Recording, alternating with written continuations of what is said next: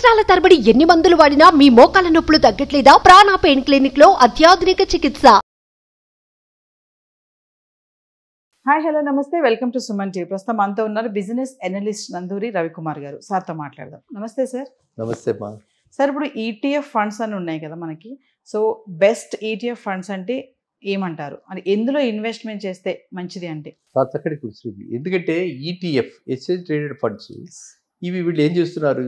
Exchange అంటే మనము ఎలా అయితే నిఫ్టీ, బిఎస్సి వాటి కాదు 30, తర్వాత Nifty next 50, Nifty small cap, ఇలా రకరకాలైనటువంటి ఫండ్స్ ఉన్నాయి. వీటిల్లో అది ఎక్స్చేంజ్ ట్రేడెడ్ ఫండ్ కింద, అంటే ఆ 30 స్టాక్స్లో, ఆ 50 స్టాక్స్లో, ఆ 100 స్టాక్స్లో, స్మాల్ క్యాప్ 200 స్టాక్స్లో, వీటిలోనే వాళ్ళు ఇన్వెస్ట్ చేస్తారు ఫండ్ మేనేజర్స్. ఇవి కూడా లిస్ట్ అవుతాయి. ఇప్పుడు మనం ఏ సిచ్యువేషన్లో ఉన్నాం? మోస్ట్ అసలు చెప్పాలంటే అనిశ్చల పరిస్థితులు అంటారే, అది ఇప్పుడు వెరీ వెరీ అన్స్టేబుల్. ఈ రాత్రికి ఏమవుతుందమ్మా చెప్పగలవా? సండే ఏమవుతుంది చెప్పలేము. మండే మార్నింగ్ ఎలా ఓపెన్ అవుతుంది మార్కెట్ చెప్పలేము. ఎందుకంటే అలాంటి వార్ లైక్ సిచ్యువేషన్లో ఉన్నాం కాబట్టి. ఇన్ఫ్యాక్ట్ చెప్పాలంటే అది వార్ సిచ్యువేషన్, వాళ్ళిద్దరి మధ్య మనకి ఇంకా ఎఫెక్ట్ లేదు, అంతలా ఇండైరెక్ట్ ఎఫెక్టే ఉంది. కాబట్టి ఇలాంటి స్థితిలో మనం ఒక్క ఇన్ఫోసిస్ బాగా పెరుగుతుంది, లేకపోతే ఒక బజాజ్ ఆటో బాగా పెరుగుతుంది, లేకపోతే టాటా ఫండ్స్ అన్నీ బాగా పేరు చేస్తాయి, లేకపోతే సిమెంట్ కంపెనీస్ బిర్లా వాళ్ళవి అన్నీ బాగా పేరు చేస్తాయి, అదానీలు సిమెంట్లో పెట్టారు మనము సిమెంట్లో పెడదాం అని మనం ఇప్పుడు అలాంటివి మనం ఇప్పుడు చేయకూడదు. ఎందుకంటే మనకి తెలియదు సిమెంట్లో ఏ కంపెనీ పెరుగుతుందో తెలియదు. సిమెంట్లో కూడా ఒక 20-50 కంపెనీలు ఉన్నాయి, అలాగే ఐటీలో కూడా 20 కంపెనీలు ఉన్నాయి. అన్నింటిలోనే 20 మినిమం ఉంటాయి కదా టాప్ పర్ఫార్మింగ్ కంపెనీస్. అన్నింటిలో మనం పెట్టలేము. అలా అని చెప్పి ఏ కంపెనీ పెరుగుతుందో మనకు తెలియదు. ఇవన్నీ ఈవెన్ అవుట్ అవడానికి వాళ్ళు మొత్తం ఆ కంపెనీస్ అన్నింటిలోనూ పెడతారు వాళ్ళు. అలాగే నిఫ్టీలో ఏ స్టాక్ పెరుగుతుందో మనకు తెలియదు. అలాంటి వాటిలో అన్నింటిలోనూ వాళ్ళు పెడతారు.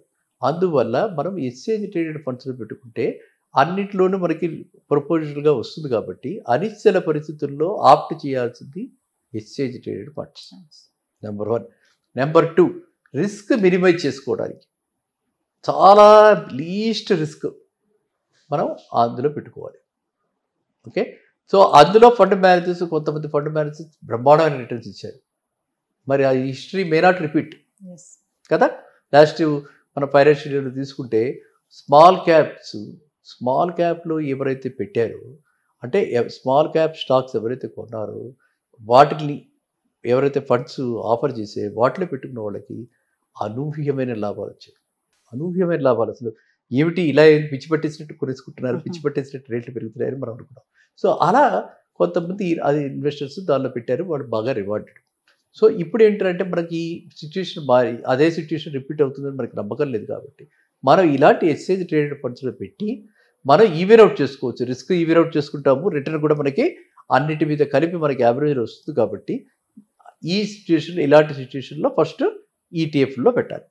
మీ అడిగిన ఫస్ట్ పాయింట్, ఇలాంటి సిచ్యువేషన్లో ఈటీఎఫ్ రైట్. ఈ సిచ్యువేషన్లో అది రైట్ పాత్. అది నెంబర్ 1. నెంబర్ 2, ఈ ఈటీఎఫ్లో కొన్ని చాలా ఫేమస్ ఉన్నాయన్నమాట. ఫస్ట్ ఇలాంటిది స్టార్ట్ చేసిన వాడు నిప్పన్ వాళ్ళు ఫస్ట్ స్టార్ట్ చేశారు. సో నిప్పన్ ఈటీఎఫ్లో పెట్టుకుంటే మనకి దానికి ఒక్కదానికి సపరేట్గా దానికి ఒక ఇది ఉంటుంది అనమాట. మనం కొట్టి చూసినా కూడా ఈటీఎఫ్ అని కొడితే నిప్పన్ వాడితే ఒకటి సపరేట్గా వస్తుంది. అది చాలా వెరీ వెల్ పర్ఫార్మ్, అంటే కన్సిస్టెంట్గా పర్ఫార్మ్ చేస్తుంది. కాబట్టి అట్లాంటి వాటిలో పెట్టుకోవచ్చు. Returns are also very high. Okay, so same way మీరే ఎసెట్ మేనేజ్మెంట్ కంపెనీ ఉంటుంది, వాడు కూడా చాలా చక్కటి రిటర్న్స్ ఇచ్చారు. And same way Kotak Mahindra అందరికీ తెలిసింది, వాడు చాలా చక్కటి ఇచ్చారు. మా parent SBI small cap funds కూడా చాలా చక్కటివి ఈటీఎఫ్ ఉన్నాయి, అవి కూడా చాలా చక్కటి. ఈ 4 మనం చెప్పుకోవచ్చు. ఇలాంటి ఈటీఎఫ్లో పెట్టండి.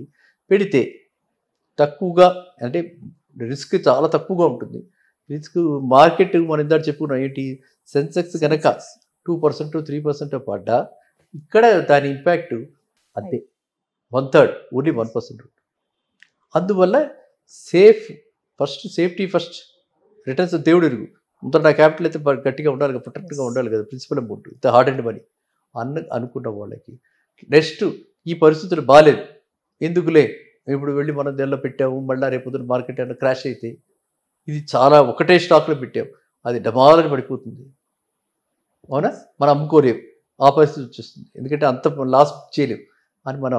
అలాంటి పిఎస్ ఉన్న వాళ్ళకి ఈటీఎఫ్ అనేది ఈ టైంలో మాత్రం, అంటే ఈ సిచ్యుయేషన్లో మార్కెట్లో ఉన్న ప్రపంచ ప్రదేశాల్లో జరుగుతున్నటువంటి ఈ సిచ్యుయేషన్లో చూస్తే మాత్రం ETFs are better, are the best option. అన్నిట్లోకి బెస్ట్ ఆప్షన్ ఇది ఈటీఎఫ్. అది కూడా ఒక కైండ్ ఆఫ్ మ్యూచువల్ ఫండ్ ప్రొడక్టే కదా, సో అది కూడా లిక్విడిటీ ఉంది కదా, అది కూడా ఇన్స్టెంట్ క్యాష్ వస్తుంది కదా, సో అన్నీ అదిలో కూడా రిటర్న్స్ బాగుంటాయి కదా. దేనికంటే రిటర్న్స్ బాగుంటాయి అంటే ఎప్పుడు కూడా మనం చూసుకోవాల్సింది సెన్సెక్స్ కంటే ఇందులో రిటర్న్స్ బాగుంటాయి. మనకి ఇక్కడ బెంచ్ మార్క్ ఏమిటి, సెన్సెక్స్ కంటే ఇందులో రిటర్న్స్ బాగుంటాయి.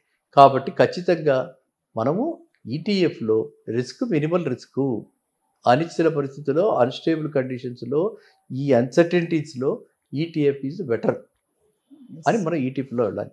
ఆ ఈటీఎఫ్స్లో మనం 4 గురించి చెప్పుకున్నాం, ఆ 4లోనూ పెట్టుకోవచ్చు. ఏమో మళ్ళీ ఈసారి రిపీట్ కాకపోవచ్చు, అంతే బ్రహ్మాండంగా నిప్పని వాళ్ళు చేయకపోవచ్చు, అంతే బ్రహ్మాండంగా కోటకు మంది వాళ్ళు చేసుకోవచ్చు అని అనుకుంటూ ఉంటాం. ఎందుకంటే మనిషికి ఏంటంటే ఆలోచన పెరిగిన కొద్దీ అనుమానాలు పెరిగిన కొద్దీ భయం పెరుగుతుంది, భయం పెరిగిన కొద్దీ వాళ్ళకి ఏమవుతారు, డెసిషన్ తీసుకోలేదు, ఏ డెసిషన్ తీసుకోలేదు, అలా ఉండిపోతారు, ఇండెసిసివ్గా ఉండిపోతారు. అందువల్ల ఆపర్చునిటీస్ వస్తాయి, పోతాయి, వాడు మాత్రం ఇలా మిగిలిపోతాడు. ఏమిటంటే అంటే ఓన్లీ చూస్తూ ఉంటాడు అనమాట.